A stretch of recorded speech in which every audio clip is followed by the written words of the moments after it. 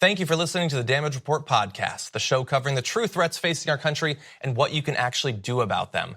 You can support this free podcast by leaving us a review and giving us a 5-star rating on Apple Podcasts or wherever you happen to be listening to it. Every review helps more people discover the show at no cost to you.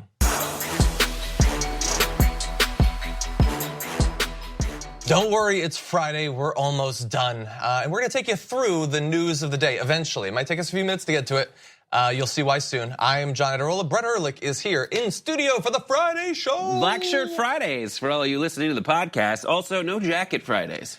Yeah, who cares? I've been working out a lot lately. You guys might notice that I am so swole. You are. Oh, my and your hair shoulders, looks great. And my hair is done. Looks great. Okay, we've got a lot of stuff to talk about. Very important news. I want to start by saying something that was derived from a conversation we were having right before we went live. And that had to do with theme songs of TV shows. And it made me think about TV shows. And it made me think about successful shows.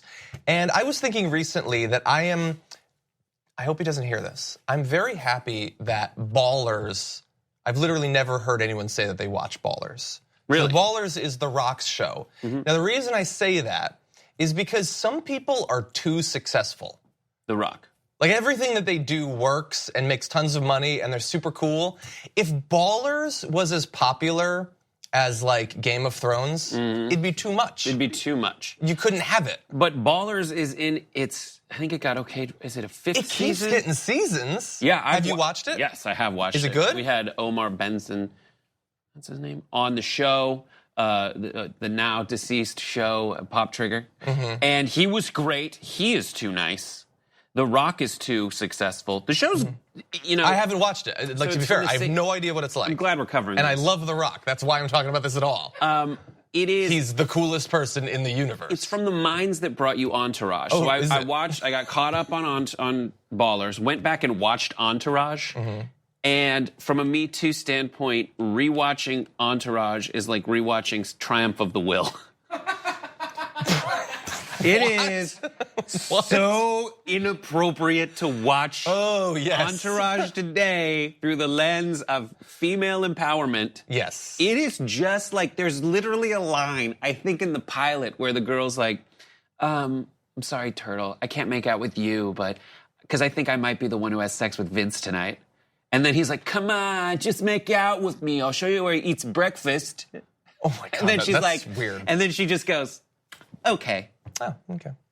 Yeah, sometimes I'm watching old episodes of Married with Children and he'll start talking about fat women and I just think, I like look around like, is anyone hearing this? This is crazy. There's still like a little bit of satire built into, I think, everything on that show. Mm-hmm. Yeah, so. That's true.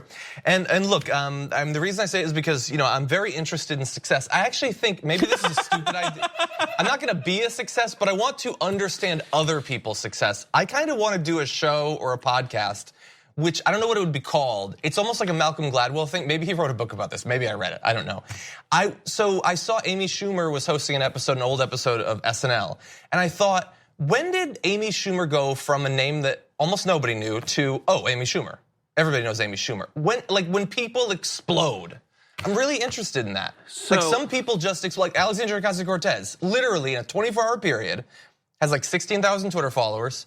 Suddenly she has 700,000. Will she be one of the biggest names in the country? Number 3 ranked? I know, yeah. But I'm just interested in that phenomenon of when things explode and other things that are very similar but that don't explode. But there's also, that happens, it's with bands as well, and it's with comedians, and everyone's like, the overnight success, and then the just as reliable as the term overnight success is in every headline is the follow-up interview where the comedian goes, they've been doing it for 20 years. Are you kidding me? Yeah, but they didn't blow up 5 years before that. Right, they blew up then. I think there's also something very reliable. The next step past that, not reliable, but interesting to look into, is whether you've built up enough skills in your time of struggling so that when you do eventually blow up, you're capable of repeating that success. That's true. Like with bands, they say you get your whole life to write your first album and then 18 months to write your second. And can you do something equally as impressive for that, sophomore release. Interesting. Well, we'll see what the damage report 2 will be like. Yep. Anyway, before we get into our prepared stories, sophomore release. Exactly. We have so much to talk about. Obviously, Kavanaugh. We're going to be talking about lead poisoning. We're going to be talking about the border. We have Pramilla Malick is going to be coming back. We had an interview with her a little while back. She was a candidate in one of the recent primaries. She was there for one of Cuomo's top aides' sentencing. So we're going to be talking about that, both what happened with him, but also what it might say about Cuomo himself. Before we get to all that, though, I do want to say that we'd been talking earlier this week about Hurricane Florence's impact, not just in terms of the people that it's killed, but also the hog lagoons that have been flooded, and that is causing big issues, obviously, but also the coal ash that has been distributed into the environment as a result of the rain and all of that. It's apparently gotten worse, though, because now one of the Duke Energy plant dams has been breached by the floodwaters. And coal ash is apparently potentially spilling into the Cape Fear River. This is a river where apparently at least 60,000 residents of North Carolina get their drinking water out of there. And coal ash is not something that you want to be drinking in the best of times. And so understand that this story, which we're talking about now and sounds like it's a now story, is not just a now story. Last year, Donald Trump pushed for and got deregulation on coal ash storage. I don't know if it would have necessarily affected this particular one or if the old way that we did things would have stopped the breach from happening. Perhaps not. But this story exists in a continuum of deregulation and lack of concern for the environment and the human toll of when that government action comes due. And this is not the kind of coal like charcoal that Gwyneth wants you to put in your water. This is the stuff that they scrub out of the inside of the coal factory plumes and other such byproduct, and they don't want it continually, over the course of years leaching into your water supply. Yeah. So let alone like immediately inundating it with that. Exactly. In addition to everything else, the feces, the dead animals, the chemicals, all the stuff that's in the water right now. And while those things may sound delicious, they don't. They're not good for you. No. Turns out. That's what Wikipedia's for. Okay, so I want to talk about, we're going to get into Kavanaugh, but I want to talk about bad ideas because I've got 3 for you. These should have been obvious bad ideas. The first, this is a headline, failed attempt to put dead whale in dumpster, quote, was a mistake. Yeah, yes, it was we said baby whale, so everyone thought it was a small whale. It weighed 4,000 pounds. The word whale should never make you think small, not even when preceded by the word baby. I guess we could put it in a dumpster. No, that's a terrible, terrible idea. In their defense, no one's like, all right, kids, come around. Today we're going to teach you the alphabet and how to dispose of a whale. It's not your job. My wife was like, what happens when our cat dies? What are you going to do? And I was like, just put it in a bag and throw it out. Is that wrong? Apparently. Yeah, but you shouldn't do that. You should call the vet, apparently. Does it weigh 4,000 pounds? Not yet. No, it could be fine then. Yeah. So that's bad idea number 1. Bad idea number 2, this Halloween costume, it is the Yandy Brave Red Maiden costume. Someone maybe watched the first couple minutes of Handmaid's Tale and didn't get the lesson there? They're saying this is empowerment. I'm not sure that it is. I think this is the exact opposite. So, oh my God, I did not know that you had that. Yes, John? You are demonstrating the 3rd bad idea here. No. In what way is this not the sexy Handmaid's outfit? How did I not see him putting that on out of the corner of my eye? If you're listening to this podcast, he's wearing a Handmaid's Tale outfit now. It's not. I had one that was sexy, my though, wife's. don't worry. We did an Archer thing, and she has like a bustier that was Katya. And that actually works better, but it seems interesting. It seems inappropriate. I have no idea how we have that B-roll, but thank you for getting it. It's just that people thoughtlessly make the sexy version of anything. Yeah, exactly. And this is someone who does not understand the severity. Yeah, exactly. No, but so I love the show Sexy and the Toad's book. Been around for years. Watch the show, read the book. They're both great. You'll learn lessons that they did not. Here's a 3rd bad idea, though, and this perhaps should have been the most obvious of all. The one person whose opinion on Judge Kavanaugh and the accuser that we didn't need to hear, Donald Trump, who waited a little while and then decided to tweet. Bad idea. He tweeted, Judge Brett Kavanaugh is a fine man with an impeccable reputation, well, except for the one thing, who is under assault by radical left-wing politicians who don't want to know the answers. They just want to destroy and delay. Facts don't matter. I go through with them every day in D.C. So we got 3 tweets. This is the first, very interesting. The politicians don't want to know the answer, so obviously this is a call for an investigation, perhaps by the FBI. He goes on to say, I have no doubt that if the attack on Dr. Ford was as bad as she says, charges would have been immediately filed with local law enforcement authorities by either her or her loving parents. I ask that she bring those filings forward so that we can learn date, time, and place. So again, he wants the facts. He wants an investigation. Third tweet. The radical left lawyers want the FBI to get involved now. Why didn't someone call the FBI 36 years ago? Well, we don't have time travel. So after 2 calls for an investigation, he mocks those who want the FBI to find out what's actually going on. We need to talk about a relatively new show called the Republic, or UNFTR. As a Young Turks fan, you already know that the government, the media, and corporations are constantly peddling lies that serve the interests of the rich and powerful. But now there's a podcast dedicated to unraveling those lies, debunking the conventional wisdom. In each episode of the Republic, or UNFTR, the host delves into a different historical episode or topic that's generally misunderstood or purposely obfuscated by the so-called powers that be, featuring in-depth research, razor-sharp commentary, and just the right amount of vulgarity. The UNFTR podcast takes a sledgehammer to what you thought you knew about some of the nation's most sacred historical cows. But don't just take my word for it. The New York Times described UNFTR as consistently compelling and educational, aiming to challenge conventional wisdom and upend the historical narratives that were taught in school. For as the great philosopher Yoda once put it, you must unlearn what you have learned. And that's true whether you're in Jedi training or you're uprooting and exposing all the propaganda and disinformation you've been fed over the course of your lifetime. So search for UNFTR in your podcast app today and get ready to get informed, angered, and entertained all at the same time.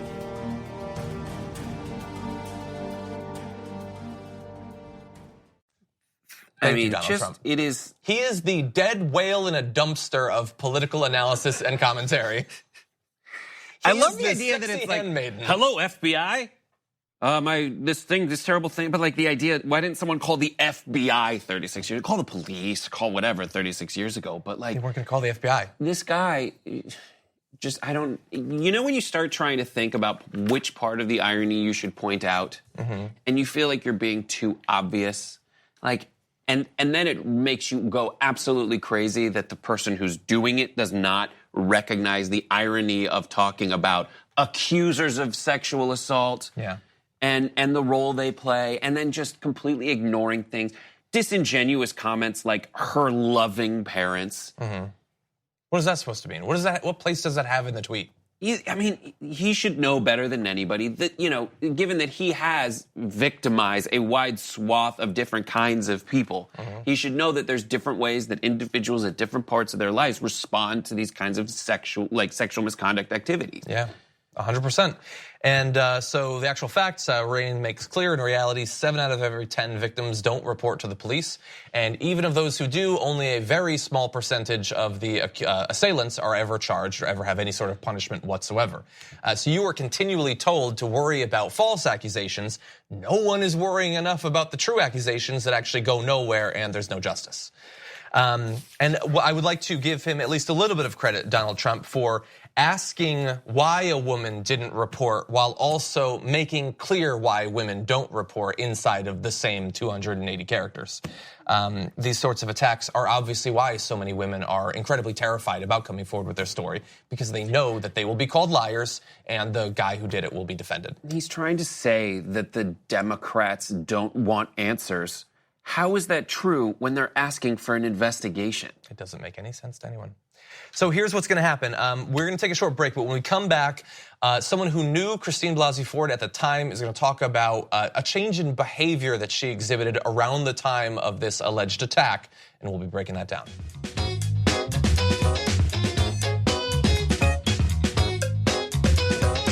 Welcome back, everyone. We return to breaking news. It's breaking because Dinesh D'Souza is broken now as a result of it. He had tweeted this. Again, I don't like reading his tweets, but you'll understand why in a bit. He said this: normally colonies provide resources for the nation that rules them. What does Puerto Rico provide the US?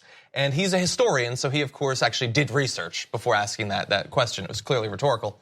No, he did not, and he wasn't interested in a response, but he got a response from Alexandria Ocasio-Cortez, who tweeted, hundreds of thousands of soldiers to the US military, national supply of hospital IV bags and medical supplies, historically sugar, coffee crops, a strategic port in the Atlantic, and importantly for the 1%, one of the biggest loophole tax havens for the super rich. That is pretty damn good. Nailed it. Got him.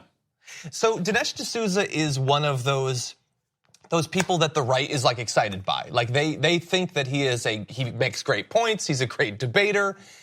Like I guess like the same sort of school as like a Charlie Kirk or something, where they ask these rhetorical questions without actually caring about the response. They know nothing about history, modern politics, any of that, and yet still have this cult like around them. I'll never understand it.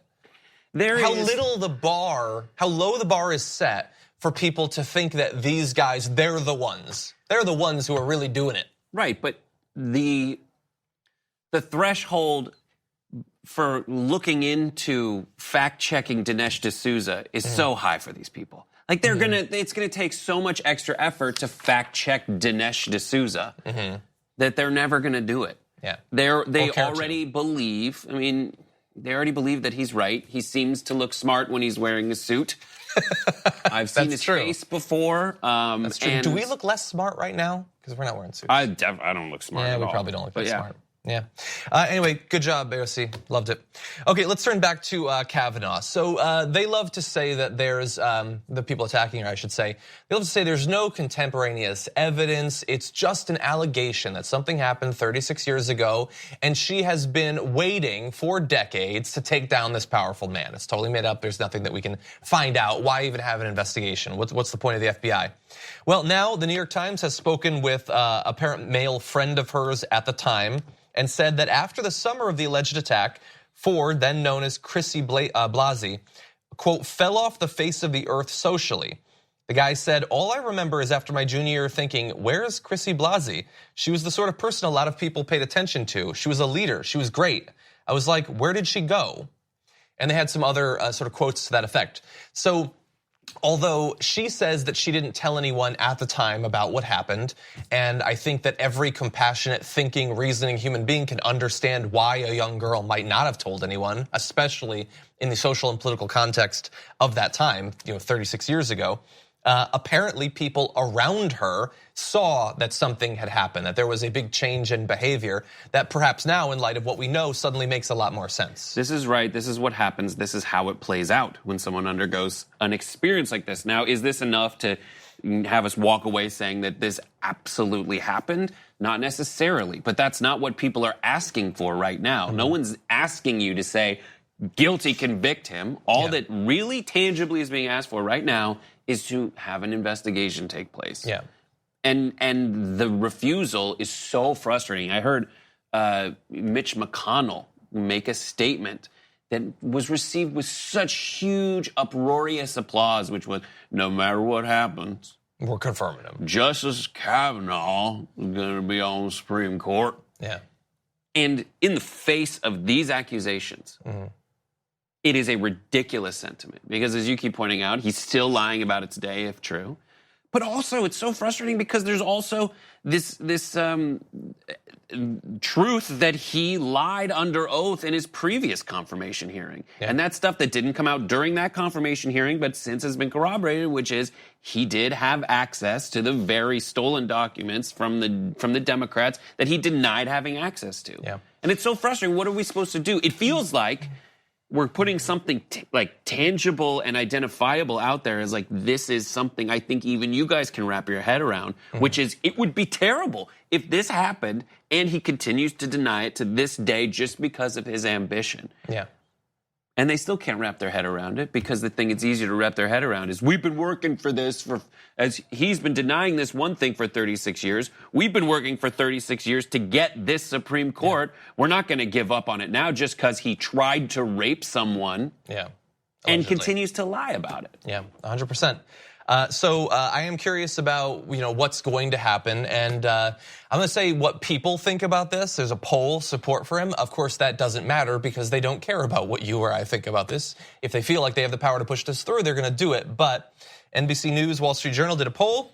38% of registered voters say they oppose Kavanaugh. That's up from 29% last month. 34% support him. So more oppose him than support him. This apparently has not happened before. This is the highest level of opposition to a Supreme Court nominee since NBC and the Wall Street Journal have been doing this polling. Donald Trump in a rally last night said that he has an incredible degree of support. It is incredible, but it's not the support that's incredible. And I want to add a little bit more granularity to that. If we could bring up this chart, you're going to see for different groups how their view of Kavanaugh and his nomination have changed from August to September of this year. If you're listening, I'll sum it up. Both for GOP men and women, they are now more supportive of him than they were back in August, before they knew anything really about him, but also about his alleged sexual assault. You can see, by the way, and this is perhaps even scarier, Democratic women are less supportive of him now. Democratic men, slightly more supportive than they were before they found out. It is possible that that is a margin of error thing, but you still don't want to see it move in that direction just in case. Independent men, independent women becoming less supportive. So, look, regardless of whether you're a conservative, regardless of whether you believe that Christine Blasey Ford is definitely telling the truth or there might be some credibility to it, it shouldn't have gone up for any of these groups, I don't think, unless it's being driven by sheer partisanship and tribalism and not anything having to do with their actual views about the substance of this person and what they would represent on the court. I believe it was Sarah Silverman who said that with these accusations, the confirmation hearing has slowed to a screeching normal pace. Has come to a screeching normal pace. And that's exactly what it is. People are trying to jam this thing through so quickly. Yeah. And no one wants it more. I can't tell. Why do you think Clarence Thomas is thinking about this right now? Where he's like, let's get someone worse than me on here quick. Or like, can we just talk about anything else? Well, he's certainly not saying anything, if I had to guess. I'm sure he doesn't care. I'm sure he understands his role on the Supreme Court and the role of Kavanaugh. They are smart individuals, regardless of how immoral their positions might be, and they know that all that BS about it's about judicial temperament and a respect for the original. None of that's true. These are political operatives, and he wants a buddy. He wants an ally on the court. Yep. And he'd rather have a Kavanaugh than a Garland, I'm sure. And you too can stop him by calling a number. Oh, that's a great idea. We should continue to put pressure because that poll is one thing. If senators happen to look at it, they might know that you don't support this candidate. But actual pressure on them is far more likely to have some sort of effect. So we've been having the number up on the screen, but if you're listening, the number you can call to reach your senator is 202-804-8191. And you can call there, put some pressure on them to do the right thing. Not even necessarily stop Kavanaugh, but at the very least have the investigation that Donald Trump's tweets have apparently been demanding. Okay, we're going to go to our break just slightly early here. When we come back, though, more from the border, a very clear indication of the priorities of this administration in shocking terms.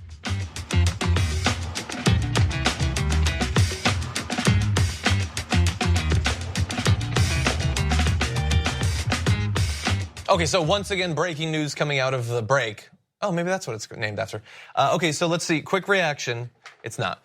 Great connection there. Thank you. Breaking news. Susan Collins says that she is, quote, appalled by Trump's tweet criticizing Christine Blasey Ford. Of course, it's tweets, multiple things, and he also said similar stuff at a rally last night. She says it's reasonable for Kavanaugh's confirmation vote to be delayed so that Ford can testify on either Wednesday or Thursday, and she can be made as comfortable as possible. What do you think? I think when you say make someone as comfortable as possible, it sounds like hospice treatment. Yeah. It's like, and it's exactly right.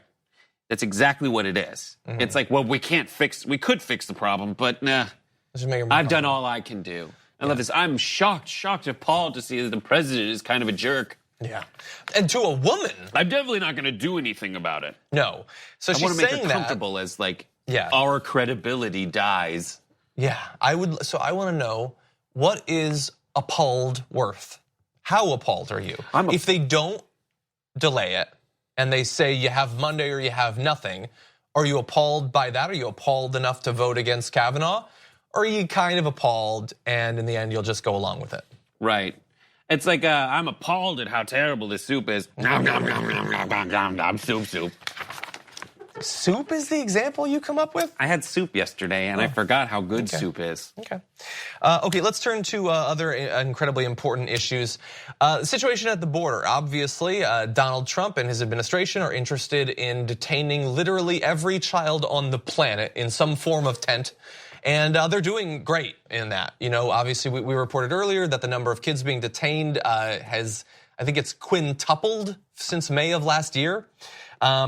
And because of that, obviously, they need to spend a lot more money on it. And so when Hurricane Florence was on its way, we found out that money was being diverted from hurricane preparedness to pay for some of the housing and all of that of the huge and ever rising number of kids that they're detaining. And people really cared about that for 3.5 seconds. But they did it, they got the money. And here's the thing, it costs a lot of money. And so they need to divert more money from different things. And so Health and Human Services Secretary Alex Azar outlined his new plan to reallocate up to $266 million. That's 26.6 times the scandal we were talking about before.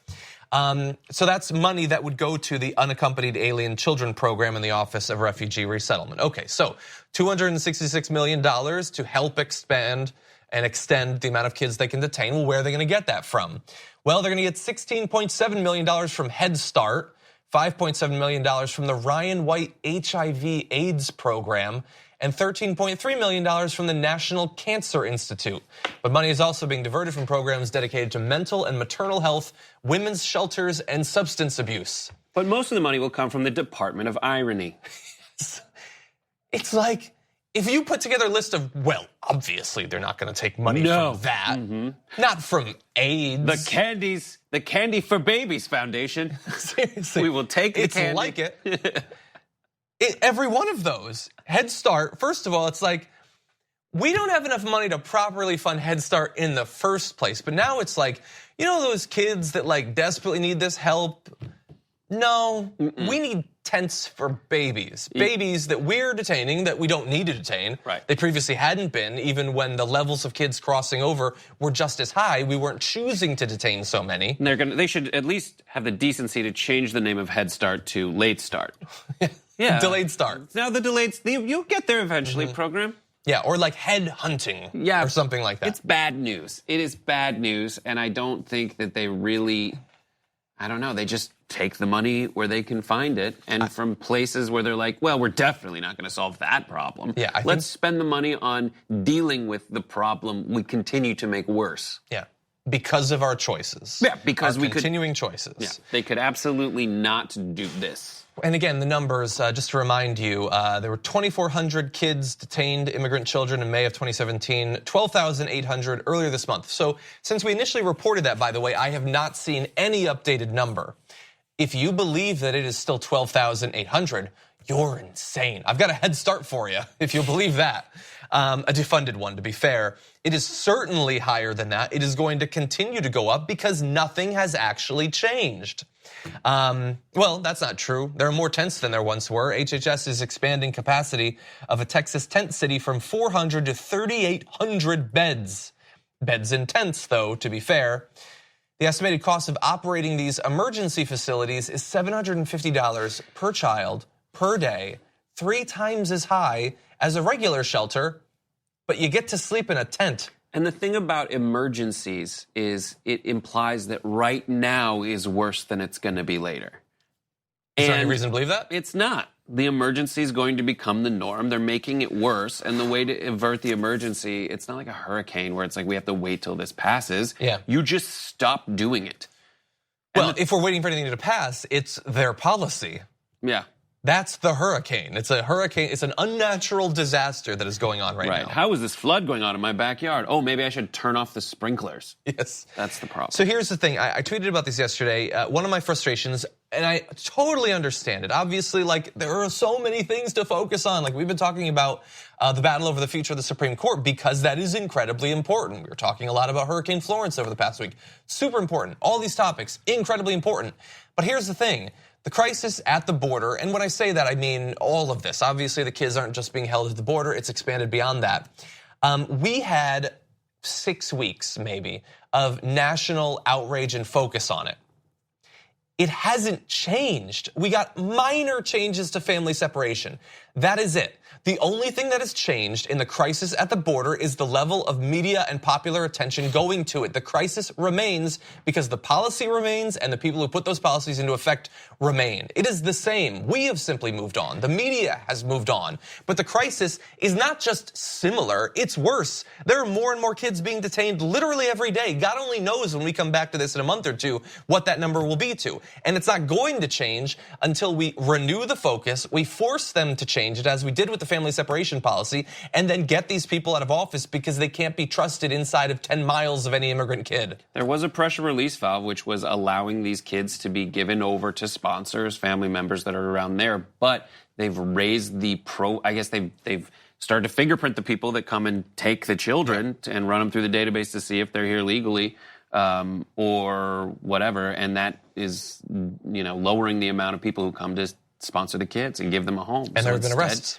And there have been arrests, for sure, of people who aren't even, there's citizens who have lost the ability to re-enter the country. Yeah. It's very frustrating. And incredibly frustrating. And so, look, I guess to the extent that I want you to have like homework over the weekend because you'll have some free time, do something about this. Call somebody, say something. Donate money to one of the organizations that is trying to fix the situation.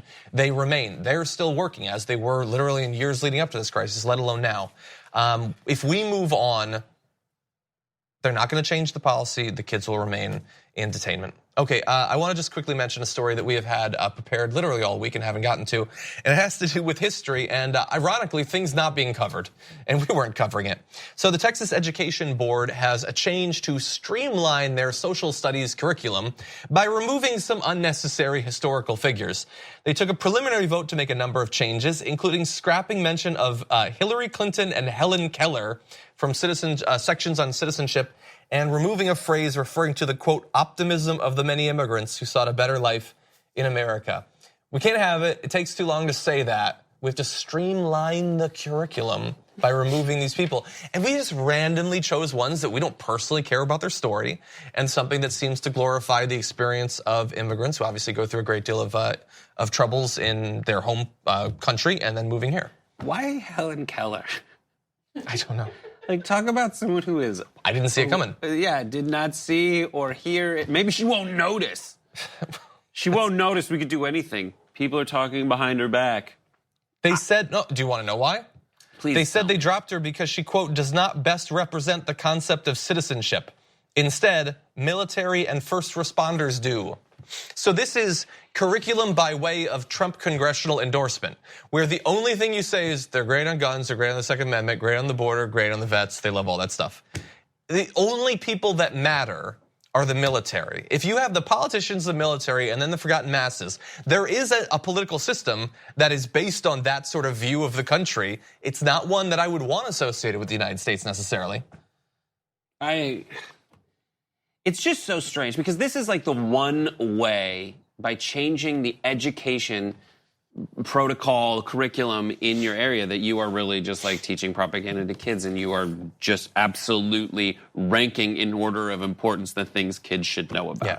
I'm fine with like adding stuff about patriotism and contributing to the country in a way that if it did seem responsible, earnest as an attempt to make kids better. Yeah. But like you're taking away Helen Keller, who overcame insane amounts of adversity. I couldn't have. John's really smart, but he's not as smart as Helen Keller. No, I'm not. I probably could find a way because I'm really, maybe, MacGyver. By the way, with that new time that they have saved by streamlining it, they reinserted references to Judeo-Christian laws, Moses' influence on the writing of the US's founding documents, and a reference to the heroism of the Alamo's defenders. So I guess that's the unstreamlining of the curriculum, but that's what they chose to do. The Moses part is a pretty big tell, guys. Yeah, that's a pretty big one. That's where you're coming And from. Again, these are the people who don't like it when libs try to indoctrinate your kids. Just remember that one. Okay, we're gonna take a break. When we come back, Pramilla Malick is gonna be rejoining us on on the show. We're going to be talking about the sentencing of a top Cuomo aide. What does it say about the current state of Cuomo? And more importantly, perhaps, what does it say about his political future? So in New York, Governor Cuomo has certainly had some good news recently, obviously, in his primary battle, but the news hasn't all been good recently. And we're joined now by Pramilla Malick, who's going to talk about the sentencing of one of his longtime top aides. Incredibly interesting information. Welcome back to the show, Pramilla. Hi, guys. Thank you for having me again. We're very glad to have you here. So Joseph Percoco had been facing some corruption charges. Perhaps you can help explain those a little bit better. But you were also at his sentencing yesterday, correct?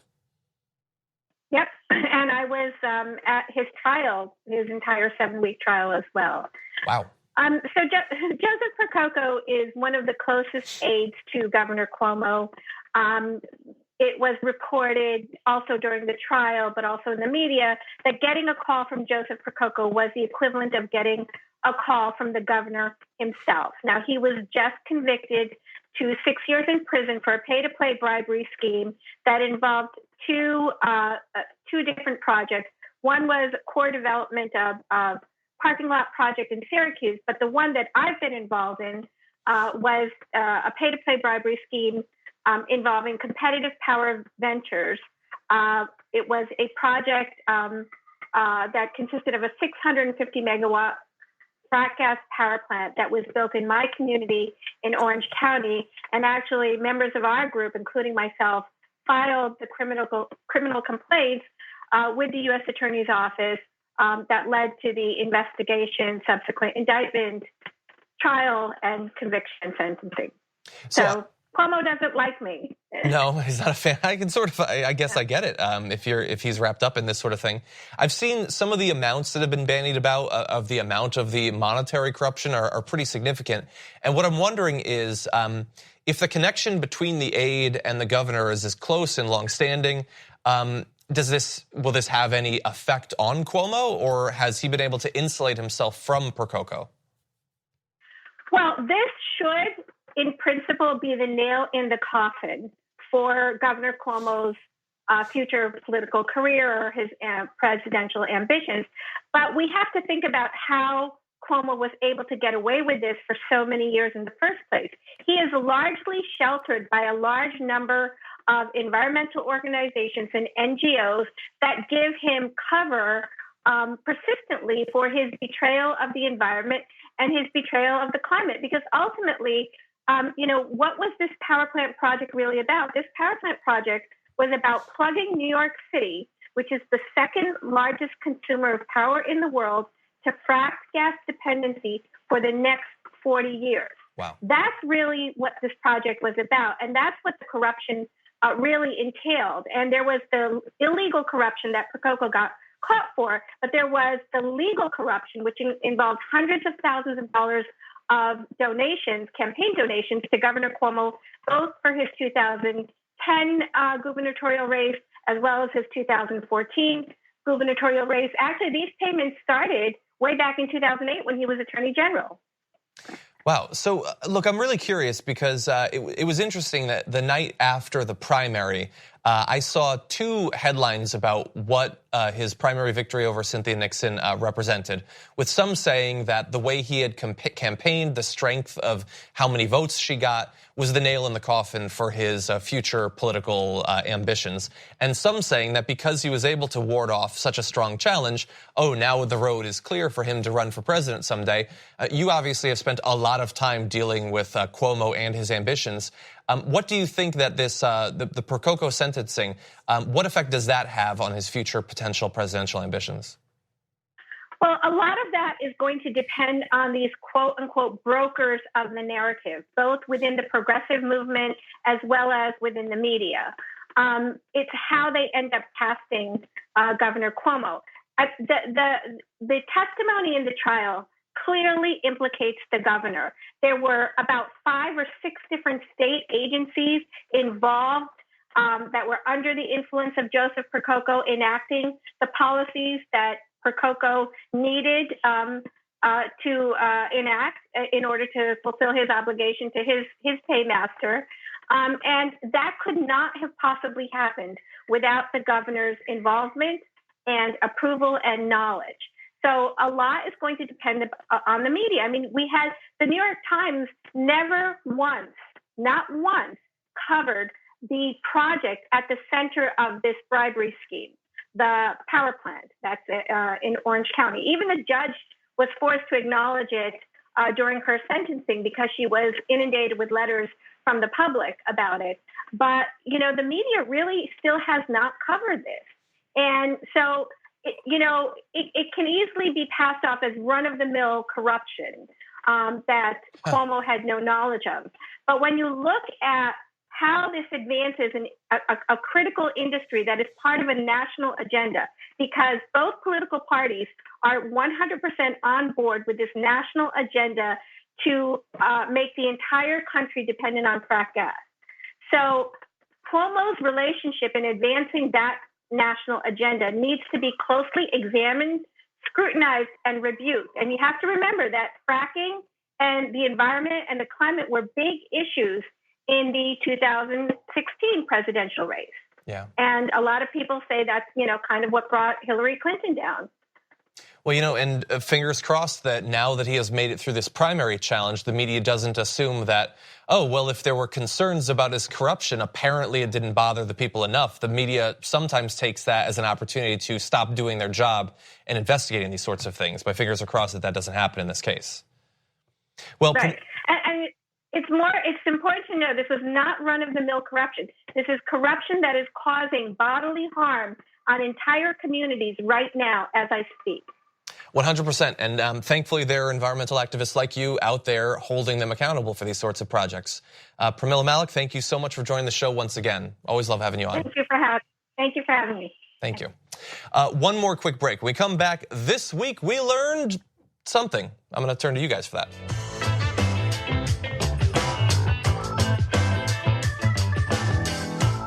There are just moments remaining, and so it's time for This Week I Learned.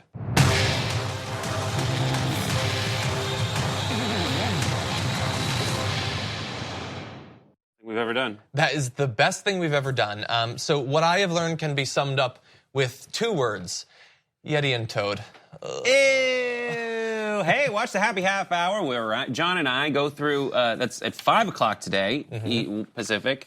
It's 8 o'clock Eastern. We're in prime time now, and we will tell everyone, we'll go through the entire Trump White House and determine which video game character their penis looks like.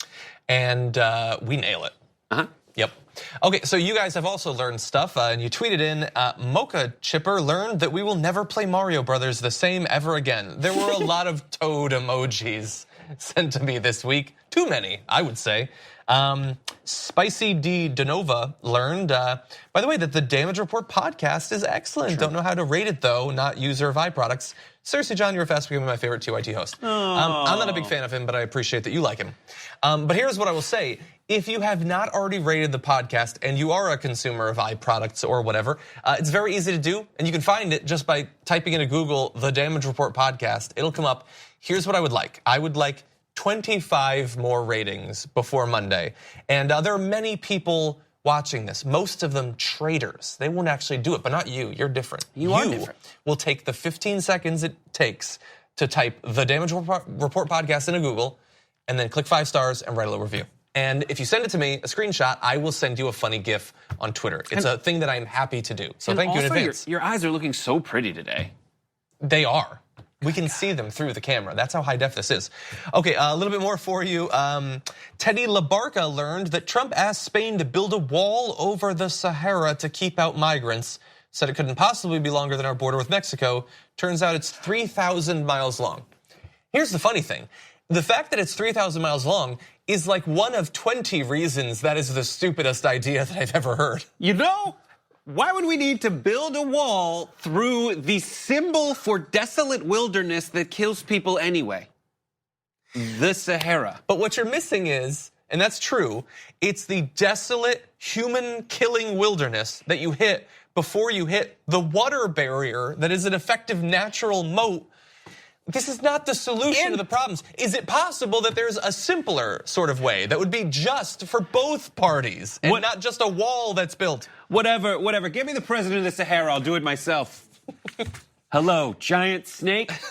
Hello, giant rattlesnake.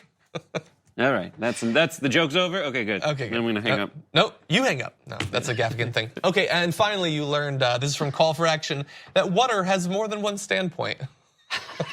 Thank you. So that is what we learned. We will forget all of it, by the way, so enjoy that. Also, if you've been watching this live, you should know that we're doing live coverage of the Beto O'Rourke, Ted Cruz debates. Myself and Brooke Thomas will be doing that. That's at 7 p.m. Eastern, available only for members. And if you're not a member, there is still time. You can go to tyt.com/join and become a member today and get not only all of our shows, but also special content just for members like this. Thank you, Brett, both for being on the show today and making it possible all the other days. Thank you for watching. We'll be back on Monday.